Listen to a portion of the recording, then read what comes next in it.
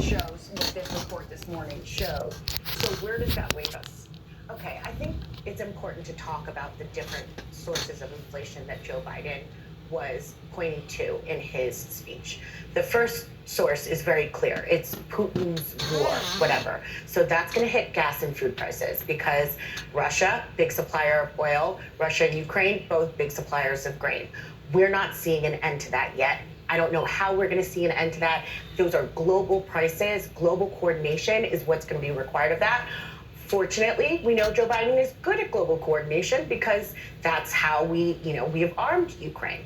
Then there's another source, and this comes from the pandemic, from price dislocations and dislocations of supply and demand. Now, we know that shipping was moving a lot more slowly.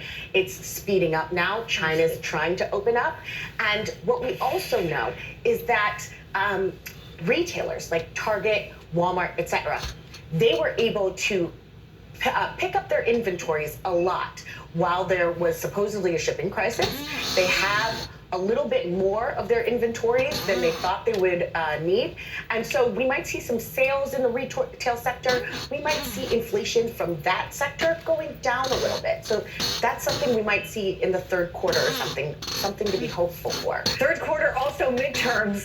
So Kelly, let's talk about what really is facing the president. You just heard, let's say I wouldn't want to be Joe Biden right now. What is the messaging? I mean, what I took away from that is we're doing everything we can. The Republicans aren't. Is that the message? Because does the White House think that will resonate? How do they think? And they have to look ahead to the midterms and whether or not they can maintain control of Congress. What's going to work? What's the message? Well, they're trying to nail that down. And part of what we see playing out here is the president is using time away from hosting an international summit to make a point about supply chains, about the economy, and to use the Port of Los Angeles, which has been such an important backdrop in the larger experience so many Americans have had when they've been concerned about would store shelves be properly filled? Would prices be beyond reach of a family budget? And so hard enough that inflation is at this multi-decade level high, but it comes during an election year where the president is trying to get a message. We've heard again and again how he talks about how certain parts of industry, and today he did it with shipping, have a real lock on parts of the supply chain and the flow of goods. Today he was talking about shipping from Asia and how 9 companies control that, foreign owned, not something the president can deal with, and that they have seen their profits go up at a time when Americans are waiting for the goods that are transported by those companies. So that's one thing where the president's trying to do some education about the global economic picture, putting some of the blame on Vladimir Putin, talking about COVID and all of the impacts there.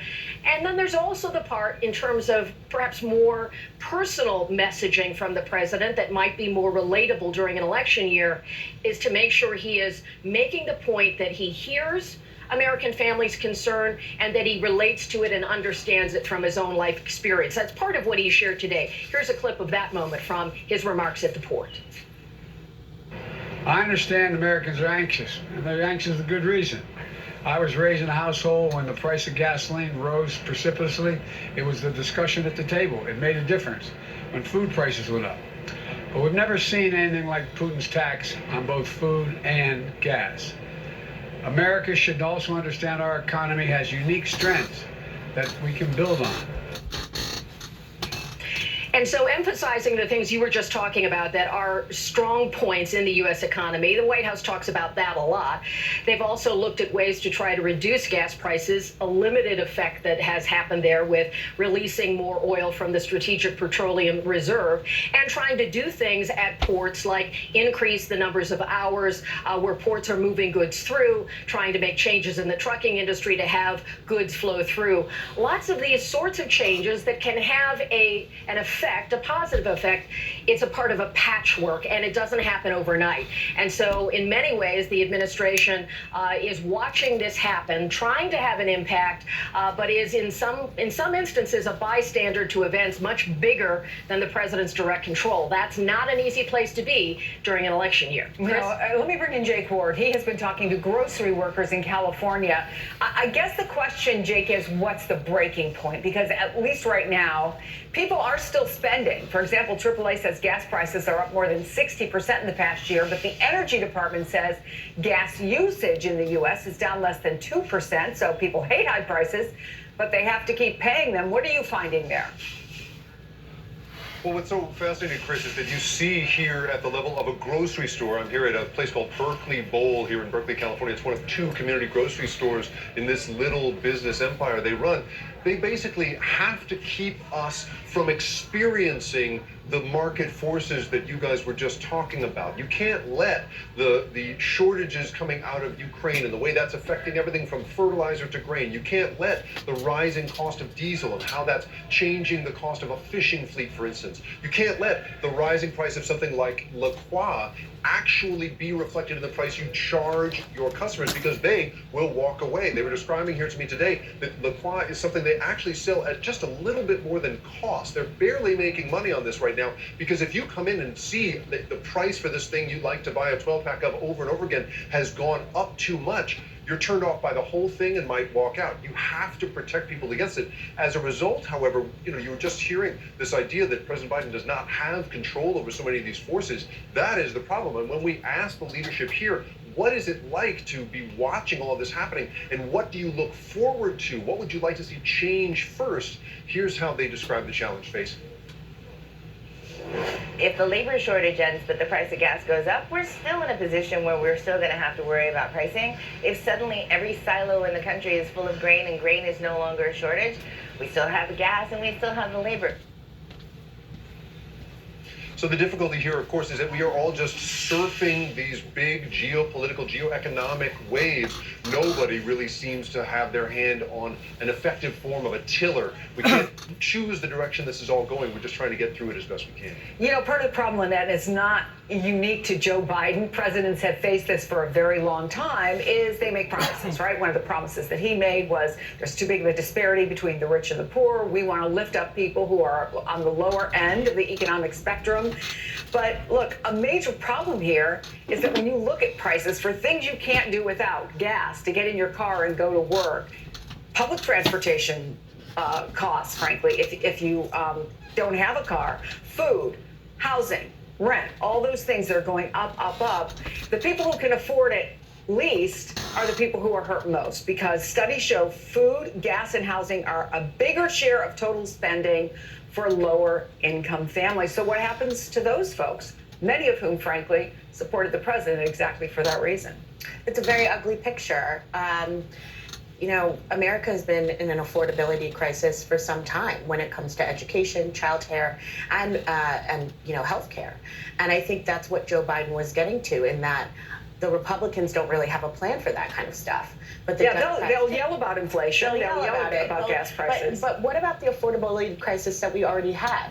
This stuff in food and gas, this is just exacerbating problems that we actually did have some control over, that we didn't deal with earlier in presidential administrations. That's why he's talking about taking down the price of insulin and working on, making corporations pay their fair share so that we can actually take care of people in this economy. Look at, childcare. So maybe if we handle some of those things, it will blunt the trauma of high gas prices and high food prices. And that's a good argument to make. If you don't have to pay for your internet. It's a good argument to make if people are listening and are willing to say, hey, the Republicans don't have an affordability plan at all. And this is the crisis that we're in general, is an affordability crisis. Lynette Lopez, thank you for coming in and spending your Friday afternoon with us. Kelly O'Donnell, Jake Ward, thanks to both of you as well. And the other major story we're following today, what is next for the January 6th hearings? After an emotional night of testimony from firsthand witnesses to the insurrection, we'll ask January 6th committee member Zoe Lofgren, who joined. They was talking about a inflation crisis, pertaining to people not being able to stay in control of their budget. Well, this has been going on now for quite some times, more so probably in the last 10 years than it has any time. It's just been doing it on such of a low scale pertaining to, let's say, the bottom 7%ers, okay? Have been dealing with this because of various situations, regardless whether it was their health, regardless whether it was criminal background checks, regardless whether it was just availability because all our jobs went south towards us basically being sold downstream in competition with the world, with the global society. But it hasn't been until just recently that that percentage level has now jumped from about 7% that has been struggling, maintaining, couldn't balance their budget for whatever reason, that now it has jumped up, I'm going to estimate at least 60% onto that. So basically, you have 70% of the population right now that are now feeling the effects that the 3% felt for the past 10 years. They're just now feeling those effects.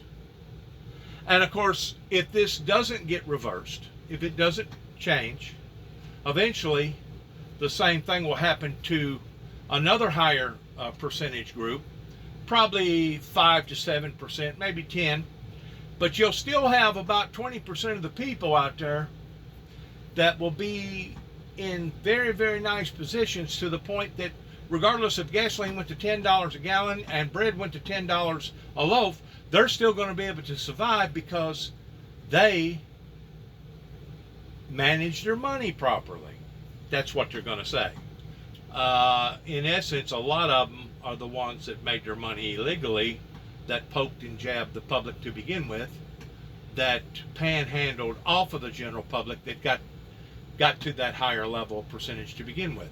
So as this is now affecting more and more people every day, we're going to see it affect not just the Americans like we have in the past, but now we're going to see it on a worldwide, global scale, regardless whether it's Italy, Spain, Germany, Europe, England, Poland. We're going to see this now on a big, big scale. And of course, a lot of it does have to do with the driving prices of the crude oil, but it also has to do with stupidity. Stupidity pertaining to the experts, pertaining to the politicians that we paid for the past 30 years while sitting back, me watching various farmers around here, various dirty politicians around here, various lawyers, various bankers, various insurance companies, various business people, various judges. I have sat back and watched them grow and grow and grow for the past 30 some odd years. Oh yes, they have become immensely powerful to the point that don't even think about talking down about these individuals, because if you do, you're going to suffer the consequences. See, they pretended like they was the small man's friend.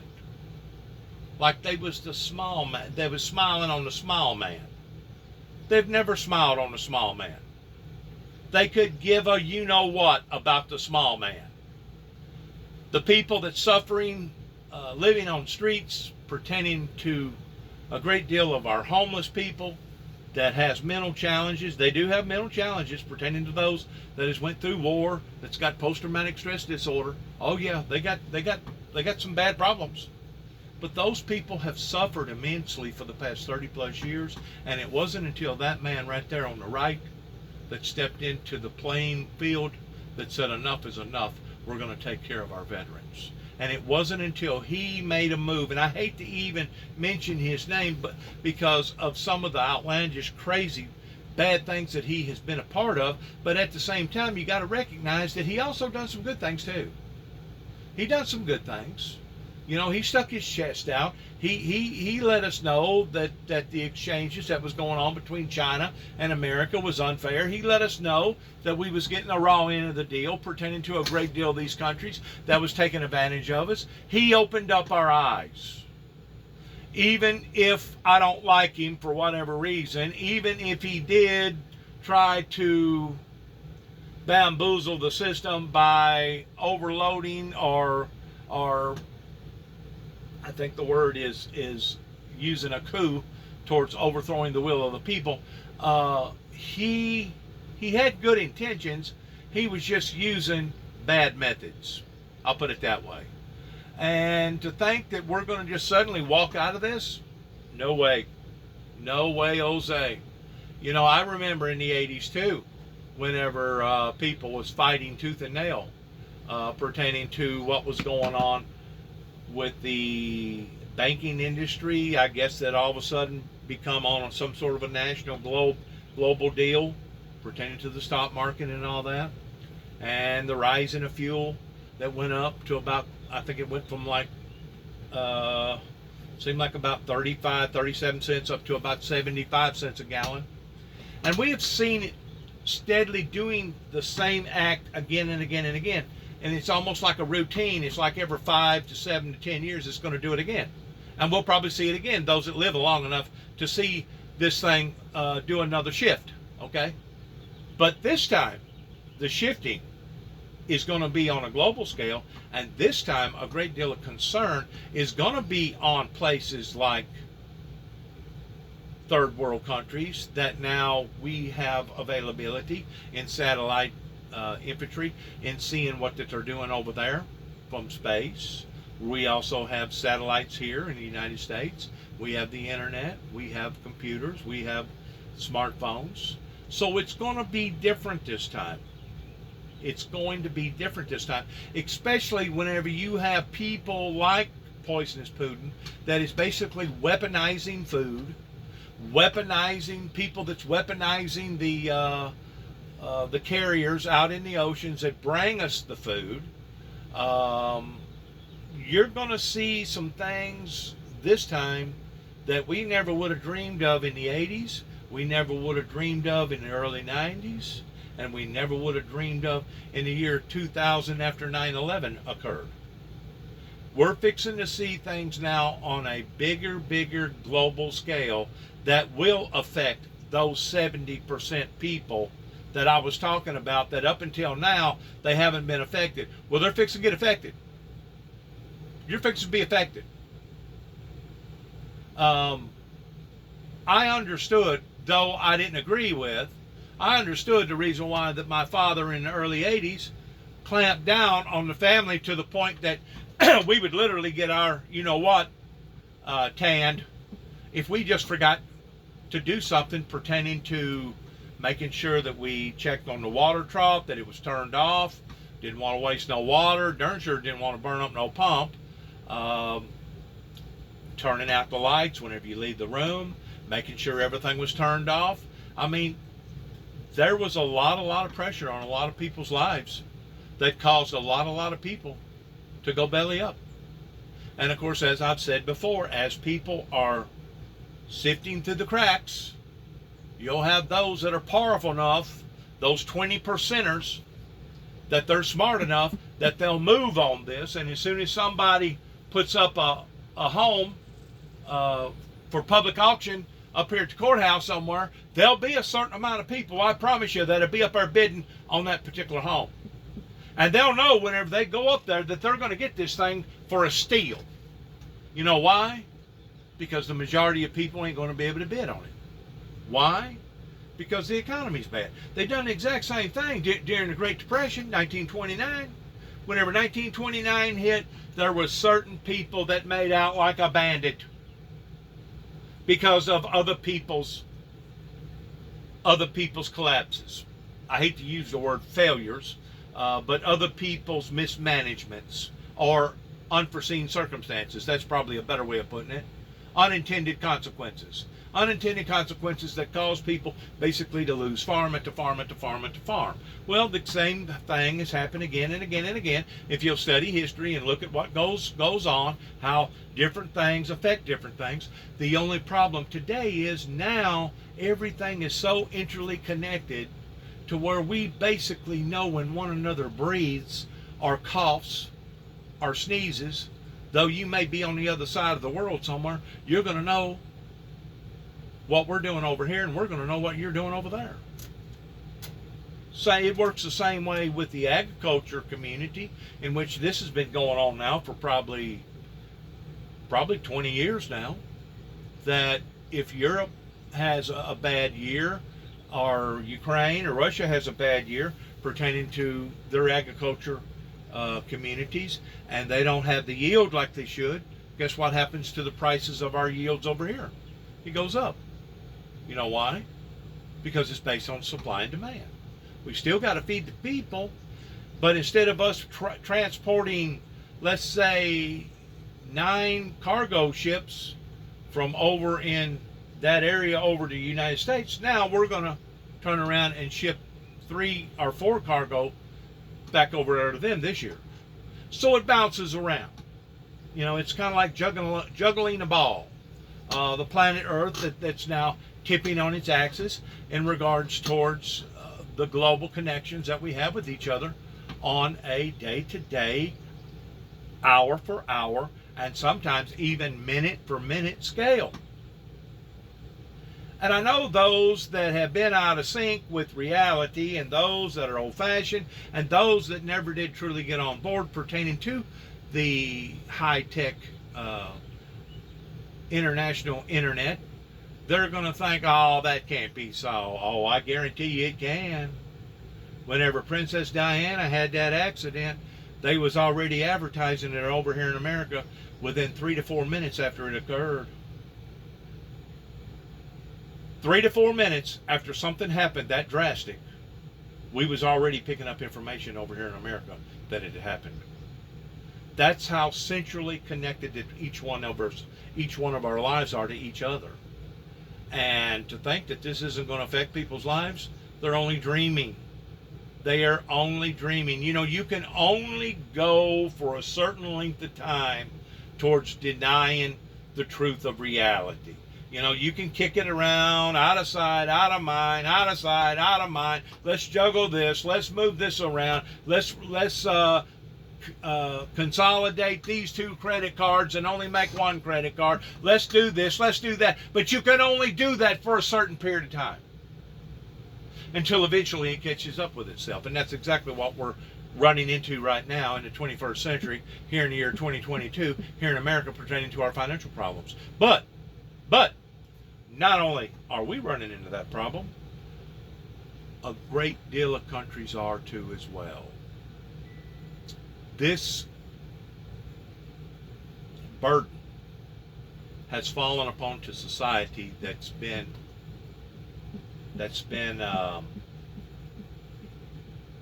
brewing now for quite some time, and basically COVID that come into play, along now with the war, along now with other defining circumstances.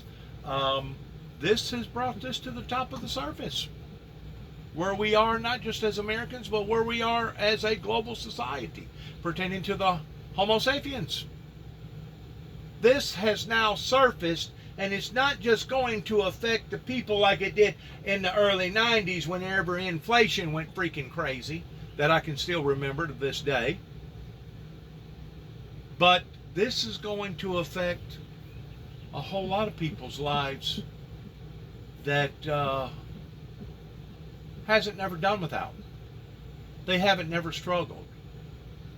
They was basically born not necessarily with a silver spoon in their mouth, but their parents and their grandparents were smart enough to lead them in the right directions towards making good investments and telling them that you have to do this, this, and this towards saving for a rainy day. And they're absolutely correct. And they done the right thing. But eventually, even that safety net will fail.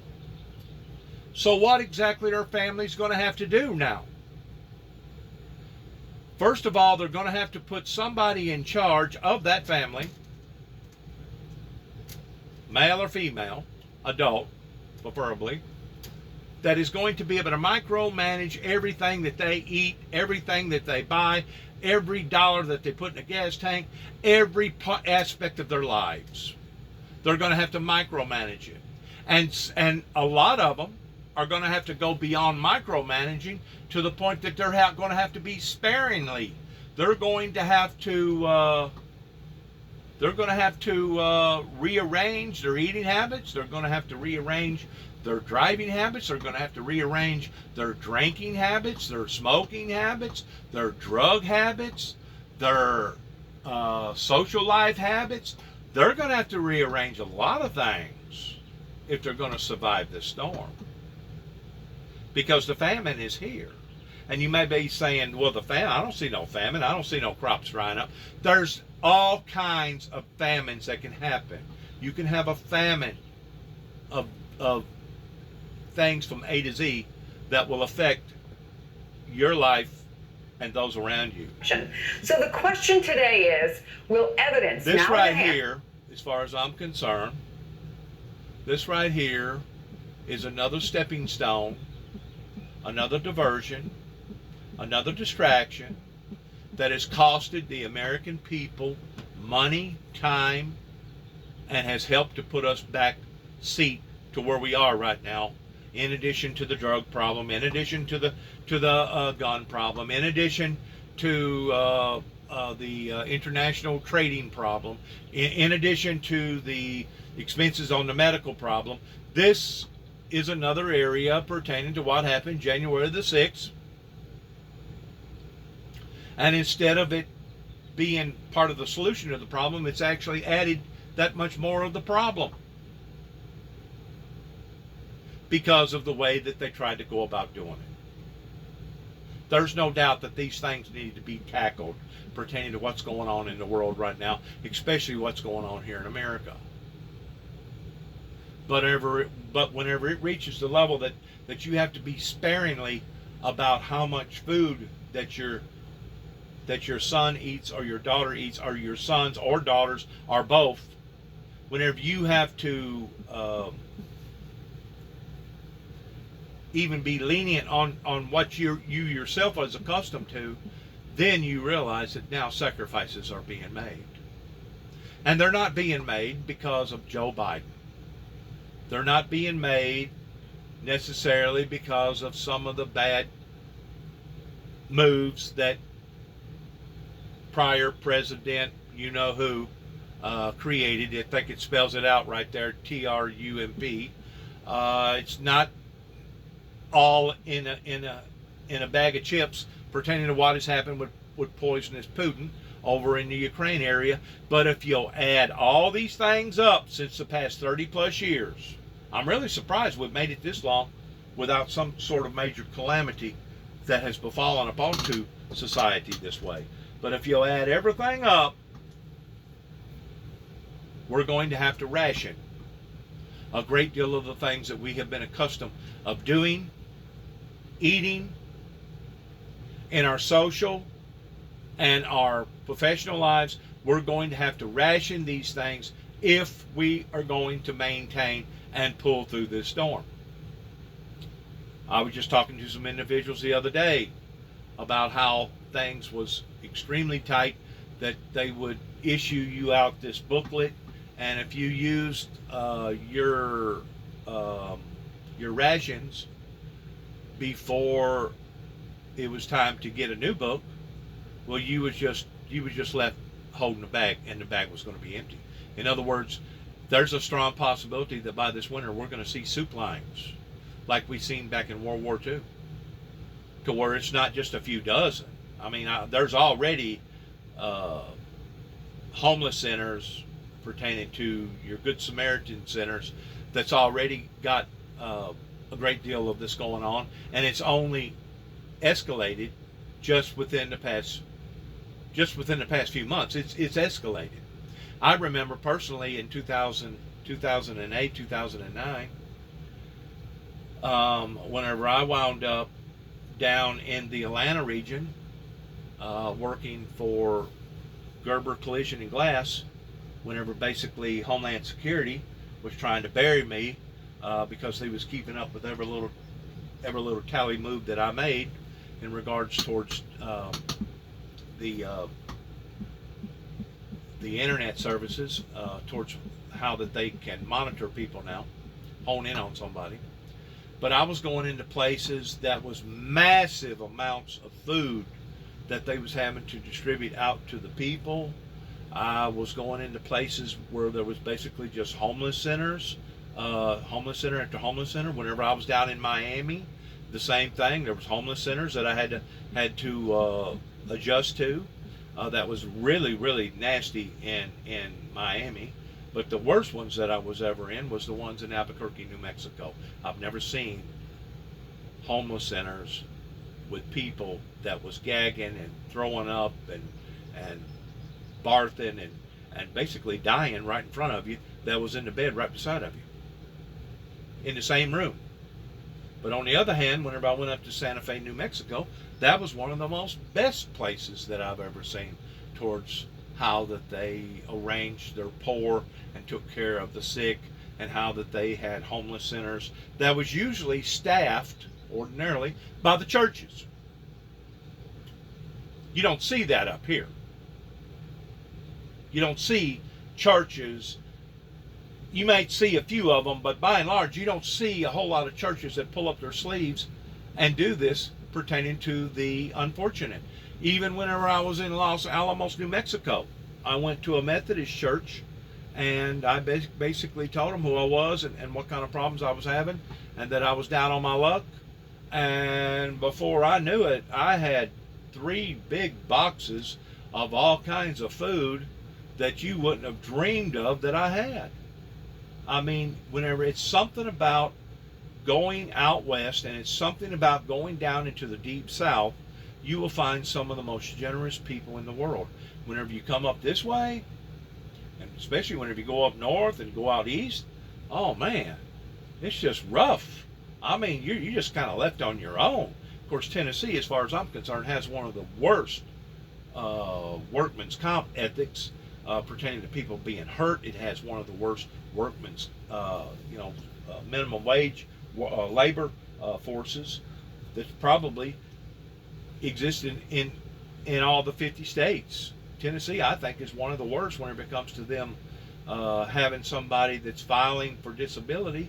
It doesn't matter if you're paralyzed from your neck down, you're going to be guaranteed, you're going to be denied not only once, not only twice, but possibly 3 or 4 times before you can finally get your disability going. Well, as far as I'm concerned, that is cold, that is callous, and that is cruelty to those that truly need it. There's no doubt there's people that has abused the system.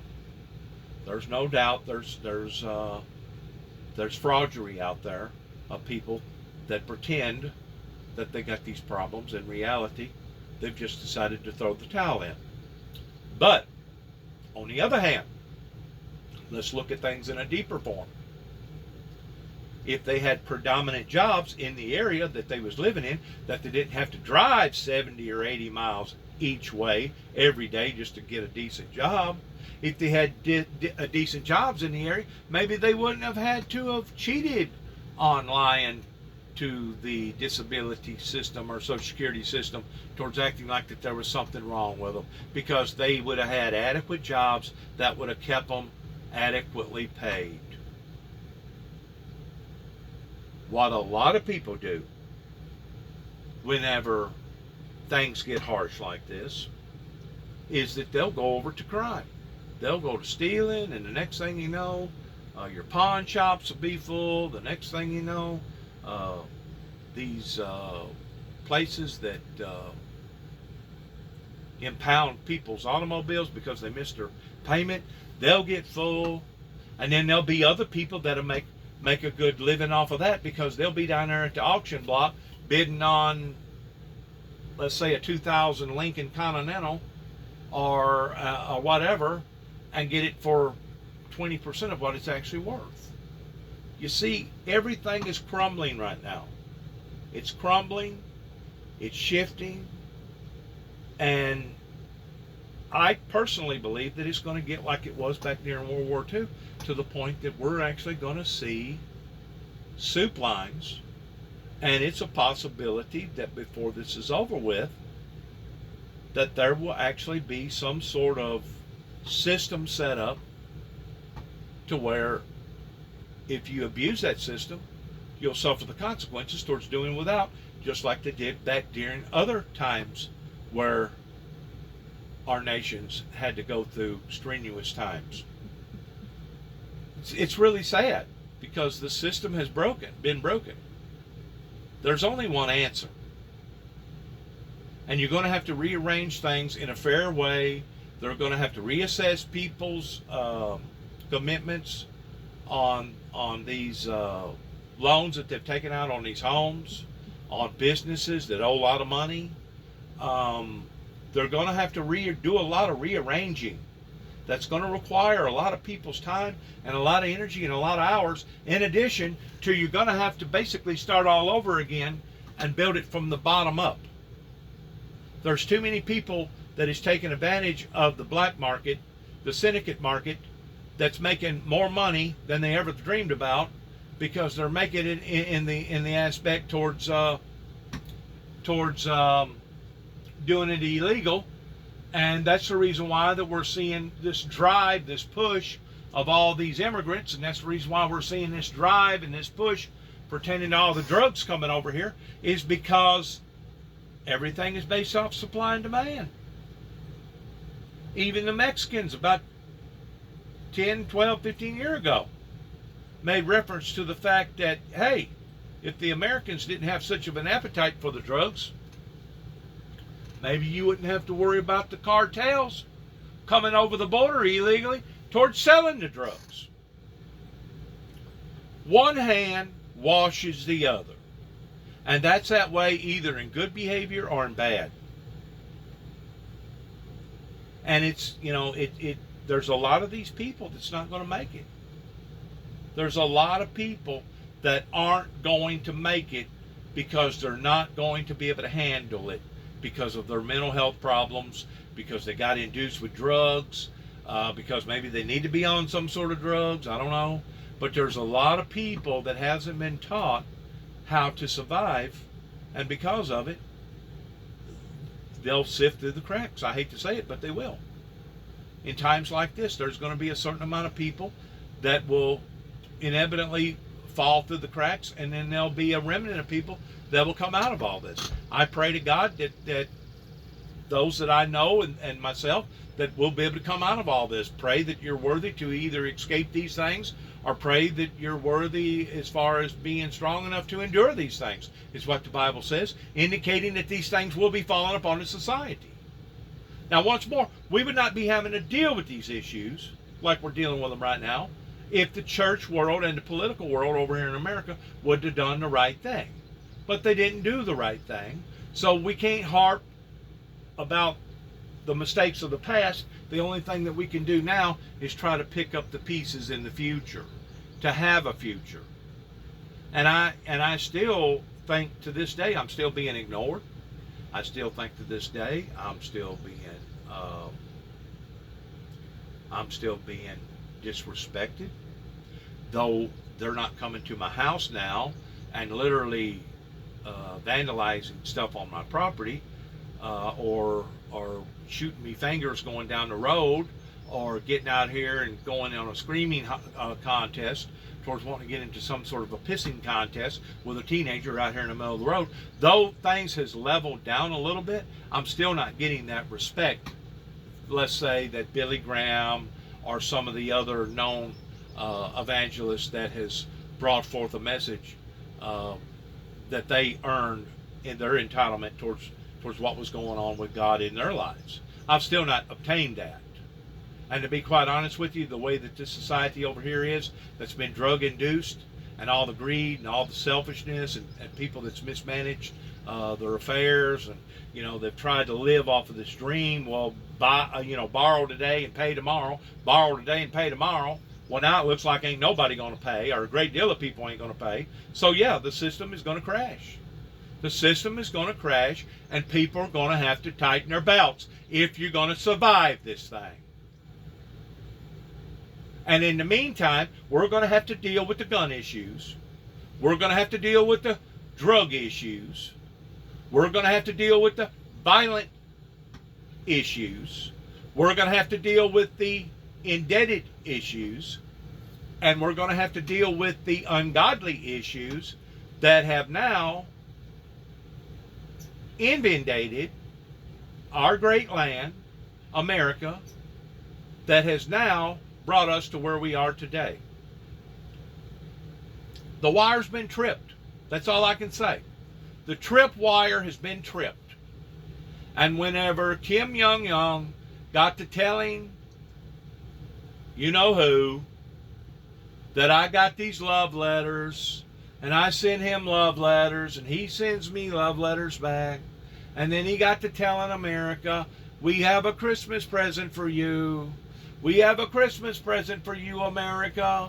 And of course, our civil defense thought that the maniac was going to wind up actually displacing or shooting off some sort of a,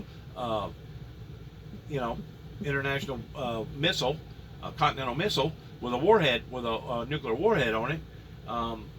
But we see now what that present was. That Christmas present was now what we're dealing with today. Hardship. Started out with pandemic. Now it's leading into something else. The president just said that the traveling agency that brings commodities from other parts of the country has risen their prices almost like 1,000%. And they're making all kinds of freaking profits pertaining to these carriers that bring all our necessities, our things that we have to survive off of. That has had a profound effect upon to the price that we pay on the shelf, as well as the oil prices. So we're in a jam. We're in a jam. We're over the barrel. We've been put over the barrel. And we have no one to blame but ourselves. Because you keep in mind, I started telling people this was coming 30 plus years ago. And it wasn't until I throwed up my hands whenever they done what they done to me out in Oklahoma City, Oklahoma, in which I thought that was the worst of the worst, towards trying to make me out to be a sure enough homegrown terrorist. I mean, I'd already had Martin, Tennessee, and here in Weakley County, Tennessee, trying to make me out to be a homegrown terrorist. I already had the people up in western Kentucky, pertaining to land between the lakes, towards trying to make me out to be a homegrown terrorist. And then I had the people that blowed my back into my truck up out in Oklahoma City, Oklahoma, that sure enough tried to make me out to be a homegrown terrorist, put me on local and state and national TV, okay, plus the internet. You know, you don't escape these things. These things will follow you around. You know, it got to the point that I couldn't even maintain a halfway decent job towards working for Julio, much less working for a dealership or some big, strong, independent body shop somewhere. They basically run me plumb out of the industry. I was boycotted in a way because of the background and all the lies that they had said about me. So now we're where we are today. And like I said, I thought that was the worst until what they done to me up in Kentucky towards poisoning me. Going to Oklahoma City, Oklahoma, after 2 telephone calls was made in non-violent and non-compliance ways towards me not breaking any type of order. And to think that these people would have stooped so low up in Kentucky that they was willing to take me to LaGrange, Kentucky, questioning whether or not I could iron my own clothes, whether or not I could wash my own clothes, whether or not I was capable of brushing my teeth, whether or not I could comb my own hair. Even though the job that they had pulled from me, I was making almost $2,000 a week before taxes. these people that have initiated all these moves, beginning with Kenton, Tennessee, of the people that not only was in charge of things then, but are in charge of things today, that still has not made a move towards trying to bury the hatchet, per se, or tie up the loose ends, per se. Well, I can't do nothing right now in this life because of all their laws. But one day, vengeance is mine, saith the Lord, and one day, whenever I leave this world, which hopefully will be very, very soon, because of the torment that they have put me through, but one day, whenever I get access to the kingdom, you don't think that I'm going to remember who these people are towards bringing diseases and destruction into their lives whenever God gives me a green light and says, go after them, go get them? You daggum right I am. You know why I am? Because of the way that they have held my feet to the fire and the way that they have tormented my life. And not only that, but the way that they have brought this injustice now into the eyes of everybody, that now the innocent is suffering. All the rich, all those that manage their accounts, they're not suffering. They'll tell you that they are. They'll tell you, I can't stand the price of bread going up or milk at $6 a gallon. Yeah, they'll put on an act like they're belly aching. But at the same time, you don't see them change none of their eating habits. Don't see them change none of their other habits. So they can put on a lie that they're broke and that they don't have no money. But the people can see, because it's hard to hide money. You know, whenever you got a brand new truck or a brand new Cadillac or a brand new sports car or a brand new motorcycle or a brand new tractor or a brand new combine, it's hard to hide money. And whenever you get to looking at people's houses, you drive by their houses, it's like, my God. You know, you got freaking over $1 million worth of assets, and that's just the assets that I can see from the road. How many more hidden assets do you got? But still walking around playing the game like that you're broke. Belly aching. Wanting everybody to feel sorry for you. Just like the Bible talks about in the first 3 chapters of Revelations, that there's going to come a time that those that are rich, those that have abundancy, will be proven to be poor, naked, and miserable and wretched. See, the other 7% has been dealing with this now for 7 years, several years, 10 years or longer. You know, you're always going to have a certain percentage of people that's always going to fall through the cracks because of unforeseen circumstances, unintended consequences, whatever. But now the percentage level has raised, and now you got people out there that don't have enough sense to basically get out of the rain. You know, we want to throw the younger crowds under the bus a lot of times because of their inadequacies towards not being able to know what to do, even at the exchange of changing a flat on a road somewhere. But you know what? In reality, you know why those young people are the way that those young people are today? Is because nobody spent enough time with them. Nobody taught them how to change a flat. Nobody taught them how to change their own oil. Nobody taught them how to cut their own hair. Nobody taught them how to do things towards a plumber or whatever that needs fixing around the house. Nobody taught them these things.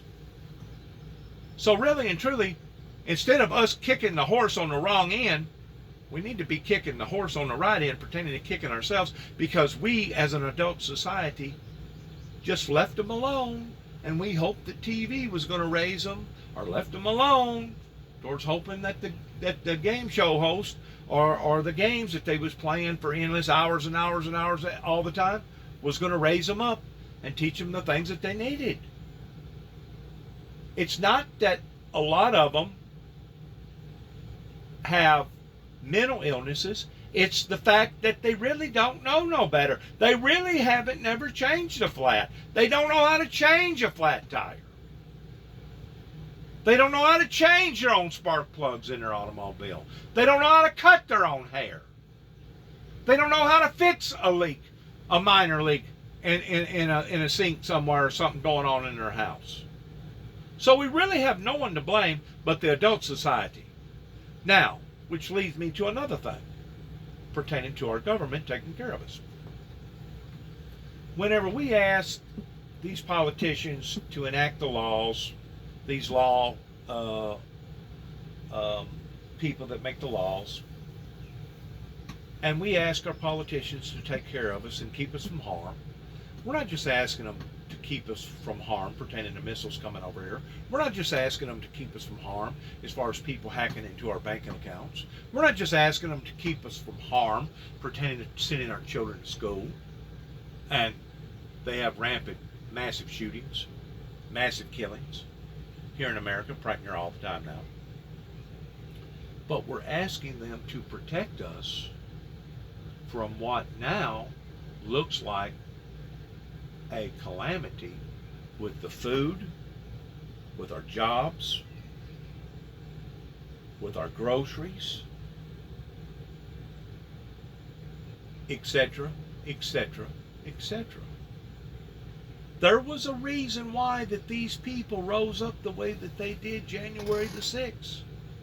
And I'll be one of the first ones to look at them and say, you know what? I don't blame you not one bit for being disappointed in our system. A great deal of them is just like me. They love our country, but they hate what our politicians have done or allowed to happen in the past 30 plus years, and the church community stands just as much guilty as the political community towards letting it fester, letting it grow, and letting it get out of hand. The only problem was those that done what they done January the 6th, once more, they went about doing it in the wrong format. They went about doing it in the wrong way. Now, does that mean that the American people never has the right of taking over their government officials because the government is not properly performing? No, it does not. Not at all. If you'll read the Constitution, it will tell you that once it exceeds a certain level, then we as a society has the right for an uprising to go after these people because they allowed for this to occur. This is where they are. This is where your long-term 10, 20, 30, and sometimes even 40-year politicians, this is where they stand. I personally believe those that is made out like a bandit, including various people right here in just this county, may not be a high percentage, but there'll be certain people that if all hell was to bust loose in the next 24 hours, they got enough money that they can make appropriate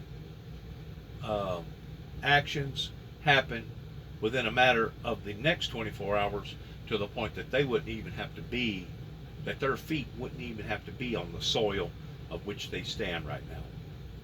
In other words, these high dollar politicians and judges, these rich people, these people, the 20% people that I keep talking about that has this type of money, odds are they'll probably abandon us.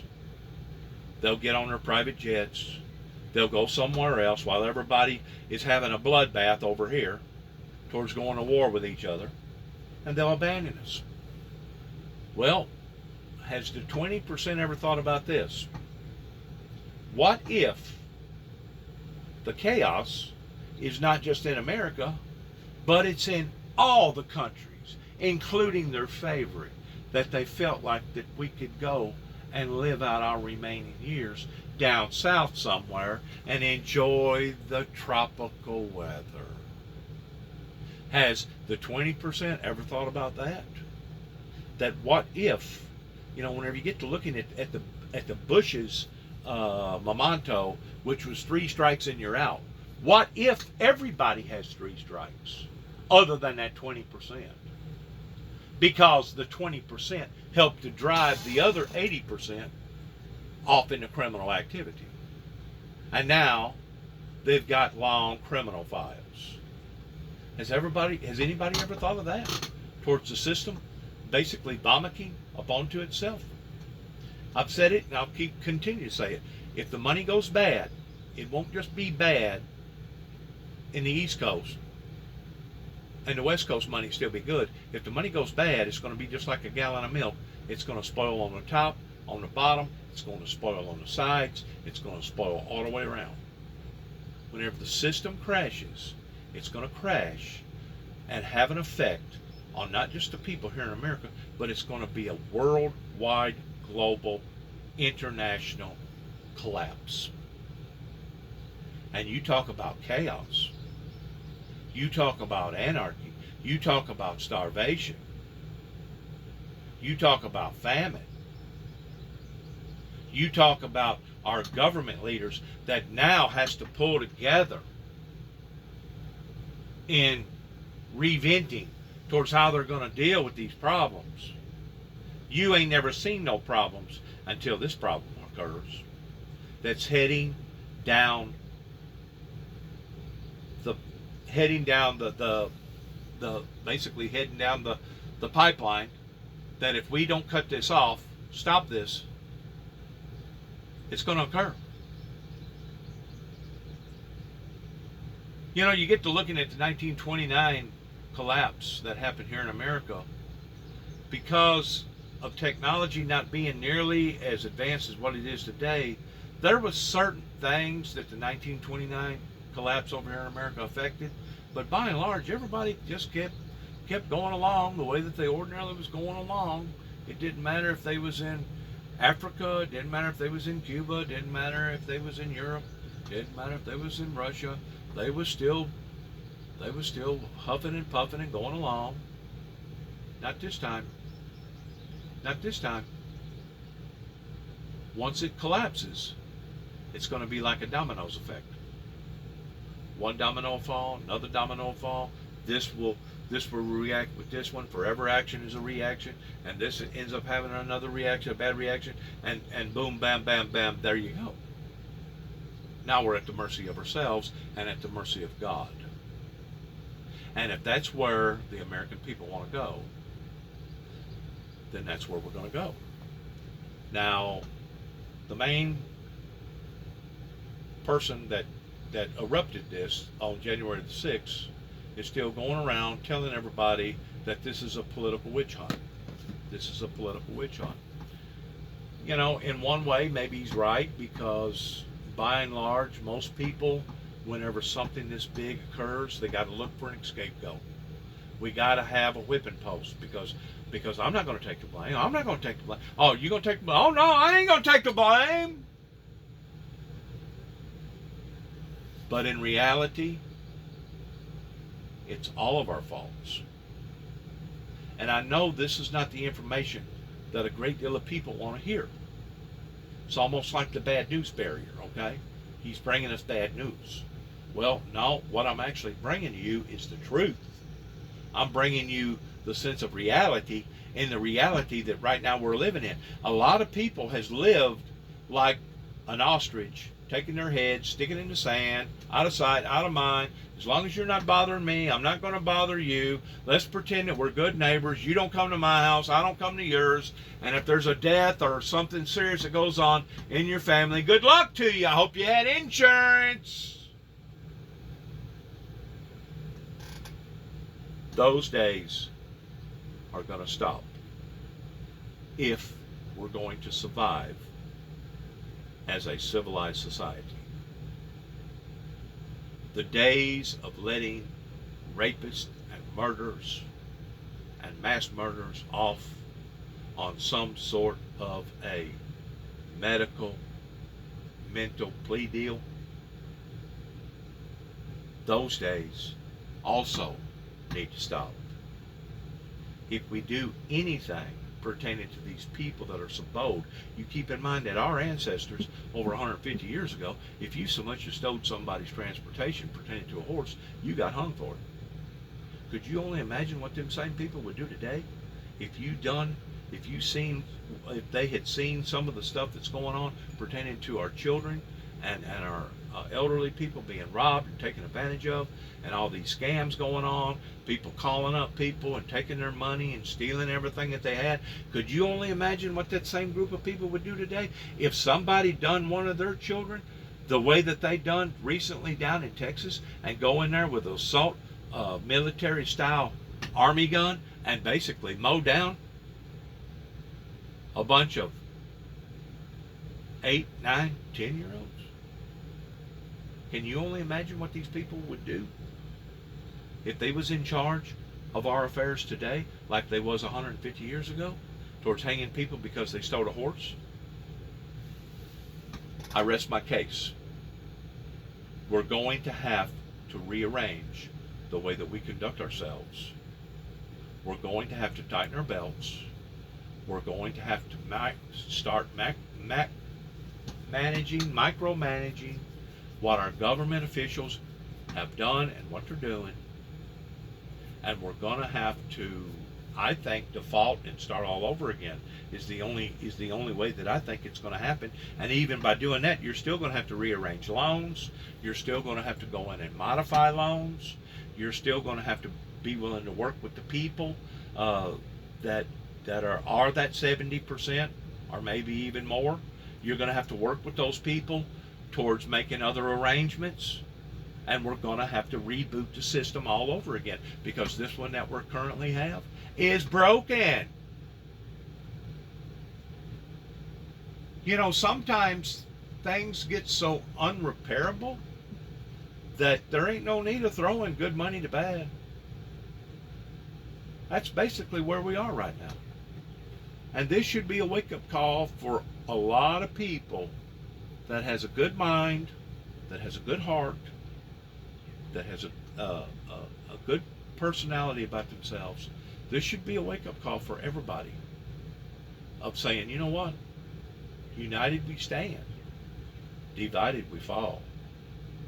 And if we continue to be at one another's throats, and if we continue to badger, bully,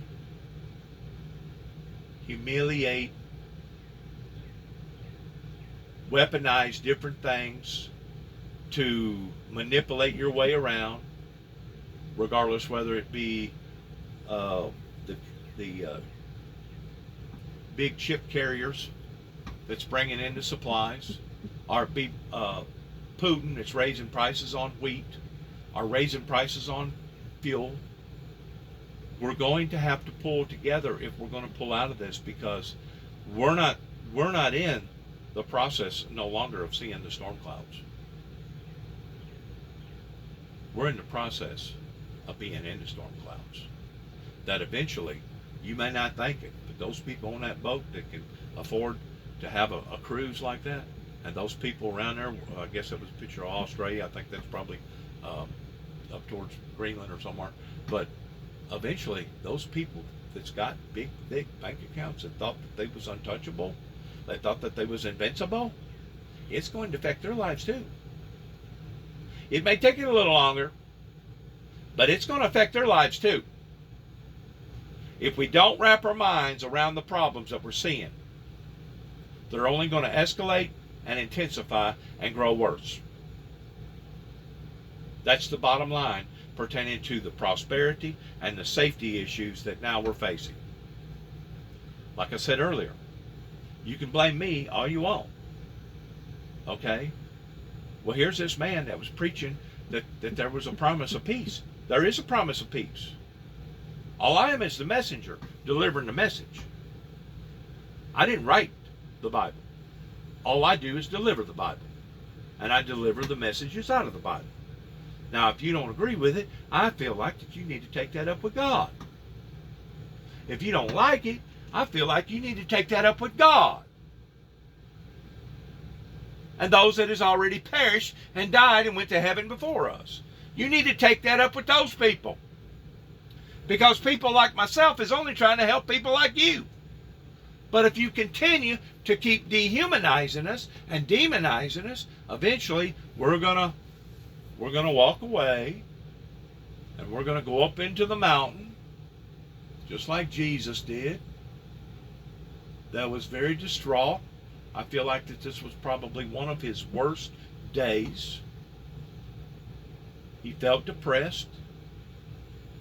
He knew he wasn't defeated in the flesh, and he for darn sure wasn't defeated in the spirit world, but he was not accomplishing that in which what he wanted to do, because he never would have said the words that he said, which was this: Jerusalem, Jerusalem, I've gathered thee together as a hen would gather her chicks, and you would not listen.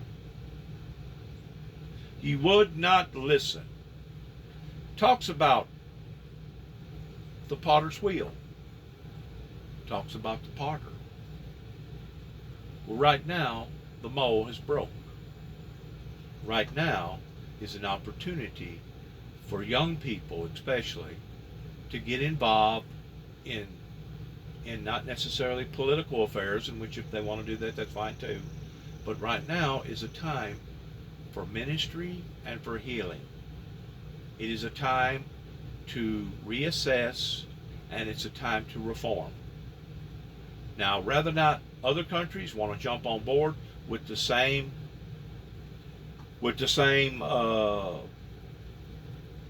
goals or not, that's going to be up to them. But all these countries that violate humanitarian rights pertaining to the way that they treat their citizens, this is going to bite them in the rear end so hard that they're going to think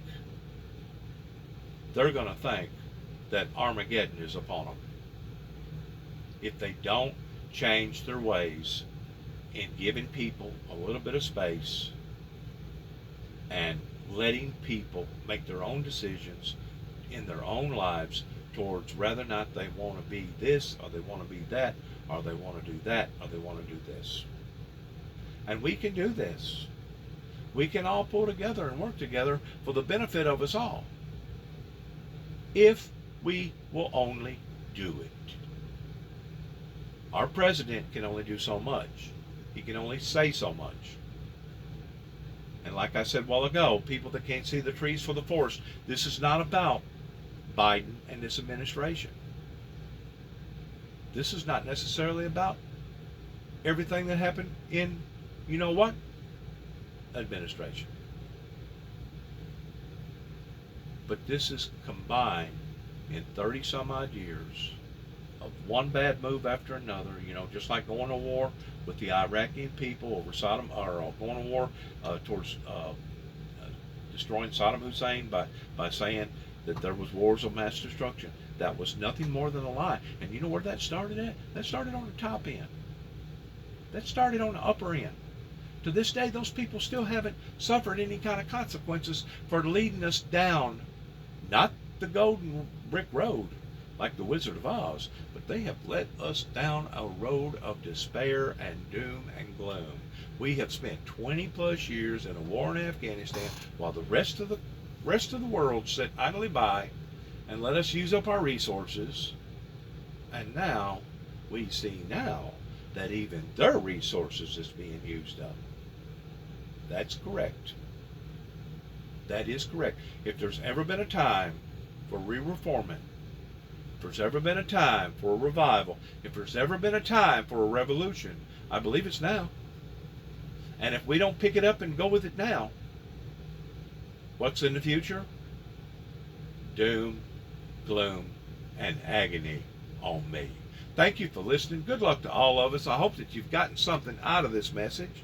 I'm sorry for it being so long, but whenever you're looking at inflation that's soaring, whenever you're looking at the problems with the wheat, the fertilizer, the fuel prices, what's going on with our cargo ships, the mistakes that's been made in the past 30 plus years, lack of pilots pertaining to keeping airline industries going.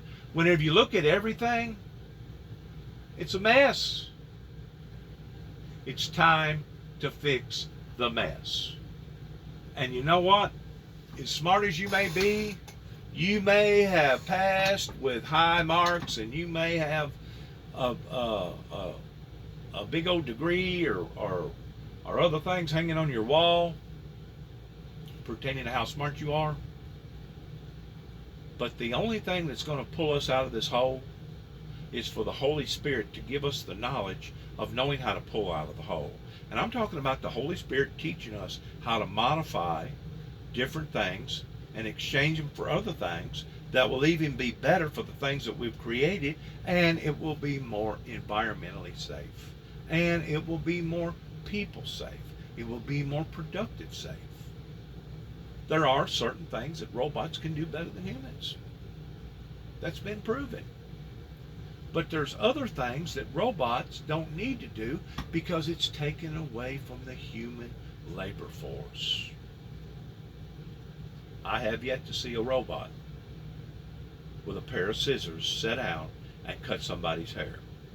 Whenever the people in China or Japan can create a robot that will cut a human being's hair just as good as another human being can cut their hair, then I may be willing to go to the auction block and actually bid on that particular artificial intelligent robot. If that robot's got that kind of ability and those type of skills that it can cut anybody's hair in any way, you've sold me.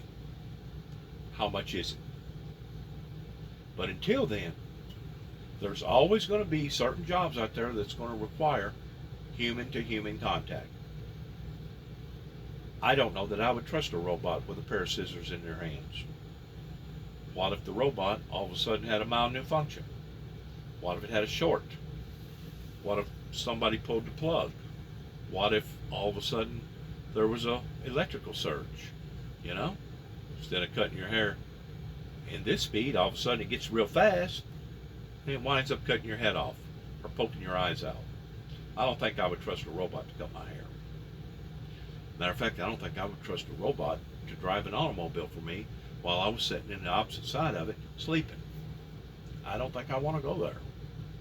There may be other people that'll go there, and I'm not saying that it won't open up a door one day towards it happening, towards these Uber drivers or whatever you want to call them, towards going to people's houses and giving people's rides, and it's basically being all done animatedly. I'm not saying that it won't happen, because we got combines and tractors today in the agriculture field that basically all you got to do is set the GPS in and just sit there and go around and around and around in circles, and it will not miss a beat. It will be within a quarter of an inch one way or the other, and it will actually count the characters that it puts into the ground. Beans, corn, wheat, whatever. Please, let's pull together. If we're going to have a future in a futuristic world for the betterment of tomorrow, please stop the bickering and let's start mending things that need to be mending. I realize that we're creatures of habit. We're going to have to break a lot of those habits. A lot of those habits that we've had in the past, they're going to be broken. Regardless of whether it's eating habits, exercise habits,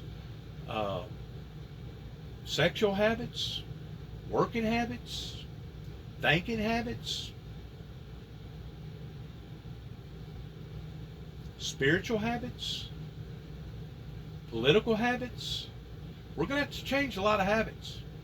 Habits, hang-ups, and heartaches. That's what's on the front of this building right now.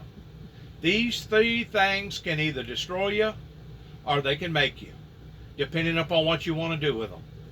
Habits, hang-ups, and heartaches. You can either learn from them and adjust and grow and come out better than what you ever was, or you can let them consume you and destroy you. Good luck to all of us as we in our program all the time towards saying, God bless America, and shalom.